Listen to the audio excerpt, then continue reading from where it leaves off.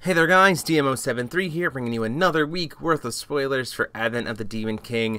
No rulers this week, so we're just going to go ahead and jump right in. We've got our light stuff, starting with a gem Boat Alexandrite. So it is 0.15 for 6, very expensive.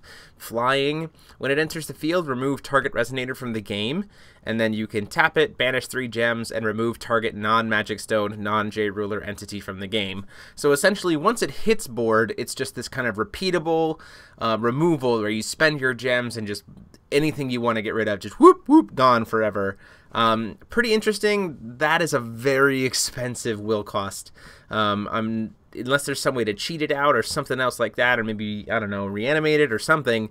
I'm just not entirely sure how good it is because of that 6-drop cost. So technically, if you do cast it and you have enough gems, it's probably going to get rid of at least 2 things, which is great. I mean, it's, you know, 2 for 1 and it keeps sticking around, and if your opponent doesn't kill it, it just gets rid of more stuff.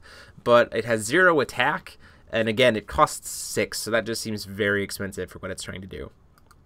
Next up, we have Magic Warrior on the Floating Isle. 1 drop, 0.15. Again, Resonator Golem with Mobilize 1. So it's a vanilla, big old beefy blocker for golems. This is pretty interesting, I think. Just that idea of, you know, giving Pandora, just be like, oh yeah, turn 1, I'm going to slam this down, and therefore really no way anything that you're going to swing at me with is going to be able to block, you know, get through early game, unless it's a Sylvia, which just forces it not to block. But still, any other deck is just going to have to try to get around this, and Pandora's just going to say, yeah, just mobilize it for free, I'll stay alive. Next up, we have the Floating Isle. Very interesting. Our first ever edition with quick cast. So it's a 3-drop, and it just says each player may only play 1 card per turn. This obviously combos really, really well with Otherworld Dreams. So then you just cancel their 1 card for the turn, and then both you and your opponent can't do anything. There is a lot of addition hate, I think, right now that's pretty effective. And it is interesting that it's quick cast. So like the whole idea would be you flash this in on your opponent's turn after they've played that first card, or in response to them playing that first card. So that they like get kind of forced out in a sense, like, oh yeah, you committed your turn for the turn, and then it doesn't take up your 1 card for the turn, because it does affect both players, but it is quick cast, so it can then be canceled by like a Fairer spell or something. All in all, pretty interesting, I think. I definitely would like to see this go into like Death and Taxes lists, probably as a sideboard option or something else like that, and could definitely see it being a potential. We'll just have to see whether or not that kind of quick cast element is enough to make it viable. Next up, we have Voyage to the Floating Isles. 1-drop chant. It says search your deck for a Resonator with Flying, reveal it, put it into your hand, then shuffle your deck. So this is pretty simple in the sense that it just is like, hey, cool, we're gonna quickly get a flyer out of my deck, which I think is, you know, Panda's Light has flyers, right? Not necessarily Panda's just outright. But I mean, there are some other things that flying could potentially be out, or we could get some other flyers or whatever. So I could see this card being good, especially in Wanderer. You know, you consider turbo feasting decks.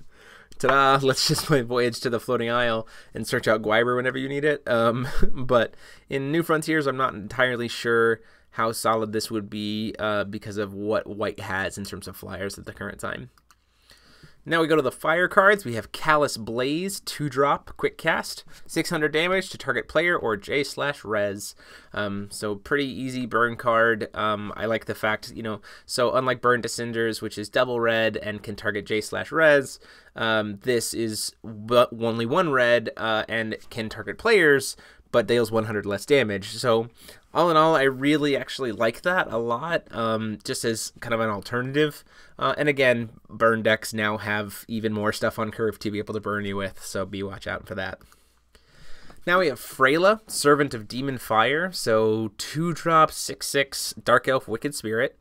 When she enters the field, she gains Swiftness if you don't control another Resonator. And whenever she attacks, she gives another Resonator you control 400 attack and Swiftness until the end of turn.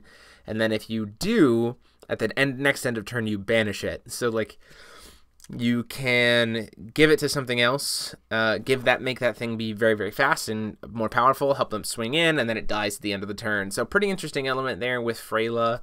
Kind of has to do with the Dark Elf about like sacrificing your own stuff to get powerful, just kind of converted that to sacrificing creatures instead of taking damage. So interesting there. And it's kind of sad to see that Freya has like almost had no screen time and she's already just converted into something different.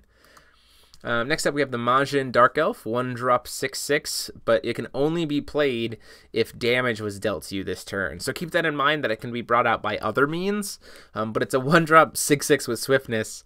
So if you can like bring it out some other way, or you know somehow find a way to deal damage to yourself really fast with like a Shock Rock or something like that, because those technically say deal damage, then you can like wait, no, they say lose life. Right? Yeah. Well, if you can find a way to deal damage to yourself, pardon me for going blank there a little bit, then she can potentially just be a 1-drop 6/6 with swiftness and just kind of swing in there. Very, very interesting concept, and I like this. I like that, again. It goes with the Dark Elf theme of hurting yourself, which is pretty cool. Next up, we have my personal favorite red card so far in this spoiler. We have Martian Subjugation, 1-drop red chant, and you have to banish a Resonator to go with it. And you search your deck for a Wicked Spirit with total cost X or less, where X is the banished Resonator's cost +2, put it into the field, then shuffle your deck. And so here's one of the reasons why I really like this card. There are a lot of 1-drops right now, Wicked Spirits or otherwise, that do something when they die or do something when they first enter that then they just kind of sit there. So I'm thinking, and these things are, with Majin Subjugation, could really help red-black decks with splashing green up their consistency value of getting to their creatures. So like I'm thinking Divine Bird of Ataraktia, right? You play it, your opponent doesn't want to kill it, so then on your next turn you're like, well, I'm just going to sacrifice it, draw a card, and play a 3-drop all for 1 will from my deck. Like any 3-drop Wicked Spirit I need from my deck, while also drawing a card all for 1 will. I think that's really, really good. I also think of things like Tama. So you go, you know, they get the Tama out, draw a card, now it's just kind of sitting there. I'm not really going to be sacking it to ping for damage, so I'll just sacrifice it and get a 3-drop for my deck for 1 will. Or again, I think of the idea of the Wicked Spirit that when it dies, you put 2 -1/-1 counters on something. So it's like it's there.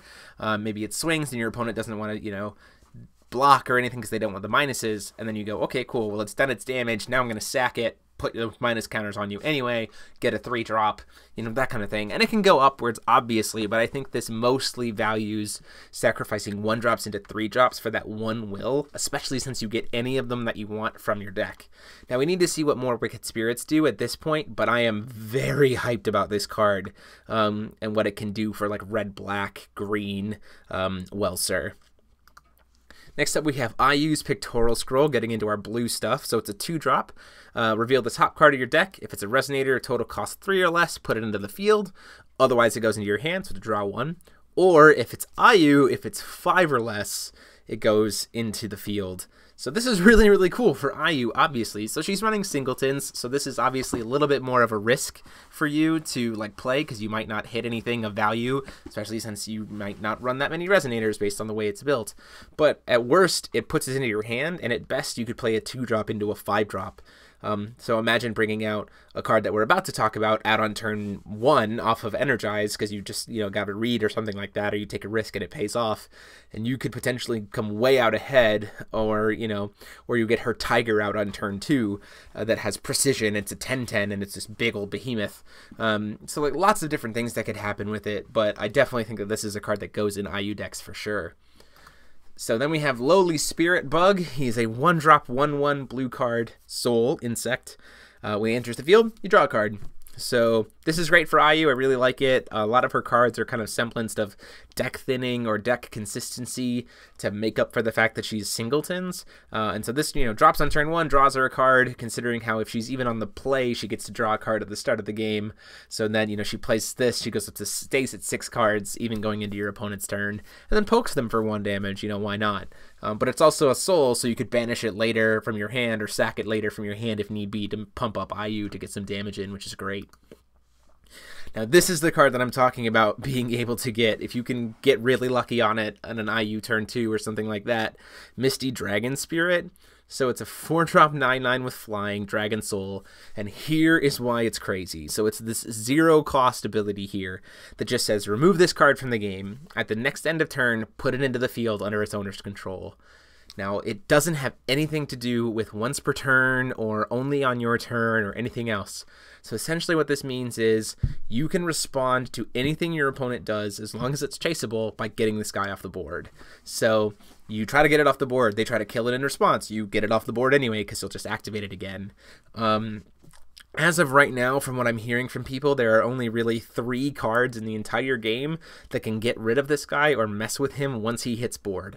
And that's Neo Barrier of Shadows to stop the activation effect, Final Battle because the stat neg at the end of the turn will still be there when he comes back into play, or Red-Black Valentina, the instant speed being able to put something back at the bottom of your deck once it's in the RFG zone. Other than that, and correct me if I'm wrong in the comments, feel free, but other than that, once this guy sticks, those are the only 3 cards in the entire game that can prevent him from being there. And here's the other thing that's really awesome about this. You can swing with him in the air, deal 9, flicker him out with his own effect, and bring him back in recovered so that he can't even be attacked into by your opponent's creatures. That's just insane for me. It's crazy. I think that's really awesome. And his other ability that only gets when he's IU, with IU, is pay 1, give him +1/+1. And you can do this as many times as you want per turn if your J Ruler is IU. This guy is a finishing card, for sure. I kind of think this guy just simply replaces Blue Charlotte. He's not dependent on card size. He can dodge literally everything. He has natural evasion. He can't even be attacked into. Like, there's so many ways that he gets around it. And he can also be, you know, with IU, if you discard him, he gives something else you control flying. Because IU already has... no, because IU has Imperishable. So, like, you can use it to give IU flying. Or if she gets it off of her discarding a spirit, then you can like just give something else flying too, and suddenly just swing in and deal a ton of damage. I absolutely adore this card. It's probably been my favorite IU spoiler so far, and I'm just very happy about it. So I definitely think you're going to see this card in a lot of blue decks. Now we have her stone, and this was a big reveal for IU. I think a lot of people called it, but you know, they were right, and it makes a lot of sense. So it's the possession stone. Now keep in mind, IU only affects the main deck, not your stone deck, so you can have 4 copies of this, and it just says produce blue unless you're IU, in which case this card can produce any color attribute, any attribute for will, which is great. So essentially it has no drawback of being able to be a 5-color stone provided your ruler is IU. I think that's crazy, and I think that just is something that IU needed to be even remotely viable, and I'm super excited to see the builds that come out of playing her. The tools that she's getting that go along with that singleton idea and the resonators that go with it, plus this 5-color stone, I would not be surprised if she had some success this next season at least. Next up, we get into the green stuff. End of the Revolution. First up, 3-drop Spirit Magic. Just says cancel target spell with total cost 4 or more, which is like not many. It can be Resonators though, so keep that in mind. Or put target Resonator with total cost 4 or more on the bottom of its owner's deck. So this essentially becomes a 2-drop cancel for Gil for really expensive stuff, or a 2-drop removal card for Gil for really big stuff. So that's not crazy good, but at the same time, giving Gil the access to be able to remove things or cancel things quickly using those elementals, I feel like they're really beefing him up to be more of a heavy elemental deck, to really make use of those Spirit Magic exiles more often, and I definitely think that this could be a sideboard card for sure for him. Next up we have Leaf Guard, an elemental elf, 2-drop 6/6. Search your deck for up to 2 leaf resonators when you enters the field and put them in your graveyard. So essentially is you drop it and then suddenly you flood the graveyard with 2 elementals because all the leaf guards are elemental, you know, the leaves are elementals, and so bam, you're immediately loaded up to be able to banish them for cost later. I think this is a really good consistency thing for Gil, and its 2-drop 6/6 stat line is nothing to shake a stick at, so really cool. And it gets buffed by elves, so you know, you could possibly play it with like more elf support or the elf village or lots of interesting stuff.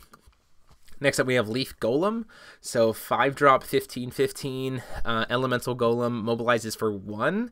But here's the thing, if you banish a leaf wing and a leaf fighter, you get it for free. but then you can also banish a Leaf Wing and a Leaf Fighter to put it from your graveyard into your field, also for free. I think this is really cool in the sense of if you're playing a Leaf deck, especially since his mobilized cost is only 1. That's not terribly big. So the idea is you could play something like Leaf Garb and put Leaf Golem into your defeat graveyard on turn 1 or turn 2. So then it just sits there. So then if your opponent doesn't, because this is instant speed, right? This is an activate effect. So then your opponent, like, you play Leaf Wing, you play Leaf Fighter, your opponent tries to mess with your kind of things, that kind of stuff. You can just be like, well, in response, I'm going to sack them both and put them into my field. Put this guy into play instead. Suddenly you've got a 15/15 that came out of nowhere that only has a mobilized cost of 1. That's actually not bad as a finisher card. Especially when you consider the fact that things like maybe you could put a Flying Cloud in it. I definitely think that's a card that's really underrated right now. And with all this green stuff, I think Flying Cloud could see play in some decks. Suddenly this is a 17/17 flyer that you only have to pay 1 to swing with it. That's not that bad as considering the fact that you put it into play for free. So we'll just have to see kind of what happens about that. Maybe this is like a 2 of in Gil decks, because worst comes to worst, it's in your graveyard and then you banish it to produce Will. And I think that's one of the things that I really like about Gil, is that even his cards that are not necessarily great at the time, if they hit the graveyard, become fuel for his other better stuff. So I'm pretty excited to see what happens there. Next up we have the Leaf Wing, just a 1-drop 3/3 with flying. It's an elemental beast, so nothing really fancy there. But you could just use it to poke your opponent's face, and it's a 3-drop, so it survives Tama trades and stuff like that and won't get killed, which is cool. Next up we have the black cards, Command of Life and Death, 2-drop, 2-drop reanimate spell for a resonator of 3 or less. Nothing really crazy there. Pretty interesting to see. We'll have to see kind of how that impacts things.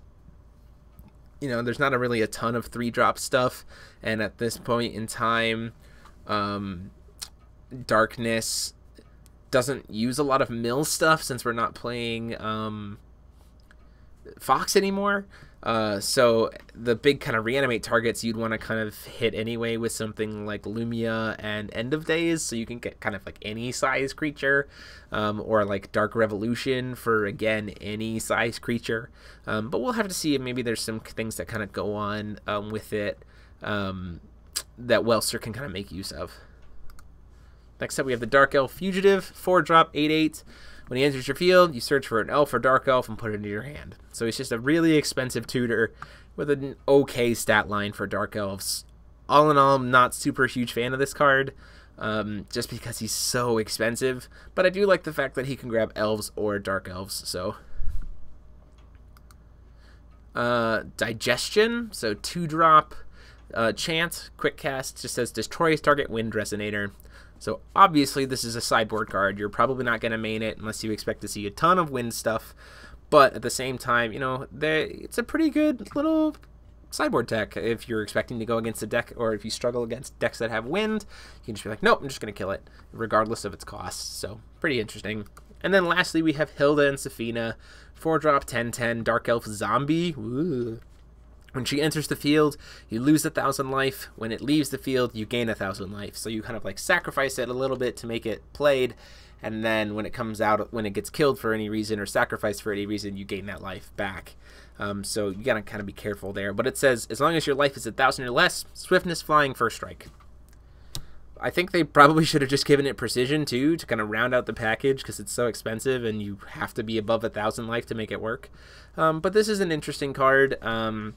We'll have to see how that works. I definitely think this card is pretty crazy in limited, potentially, but we'd have to see how much. Again, there's burn stuff, so like hurting yourself and your opponent can kind of just go like, oh well, I'm just not going to touch it then, and you did a quarter of the work for me. Not necessarily sure, but that is it. Let me know what you guys think about these spoilers. Do you think they're great, or what you're excited to build about? I'll be trying to bring you guys new spoilers as soon as next week, because you guys seem to like these weekly recaps. So I'm looking forward to another week of spoilers just like you guys are, but let me know what you guys think in the comment sections down below. And until next time, this is DMO73 signing off.